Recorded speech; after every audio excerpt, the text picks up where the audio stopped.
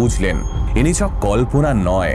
সঙ্গে সঙ্গে তিনি নিয়ে এলেন তার ডিজিটাল ক্যামেরা। সেই সময় সেই ক্যামেরায় কিছুই ধরা গেল না ঠিকই, কিন্তু গৌরবের ভাগ্য পরিবর্তন হয়ে গেল এই একটা ঘটনায়। গৌরব সিদ্ধান্ত নিলেন আর পাইলটের চাকরি নয়, এই সমস্ত ভৌতিক বিষয় হবে তার ধ্যান জ্ঞান। গৌরব ভর্তি হলেন একটা প্যারানর্মাল রিসার্চ কোর্সে।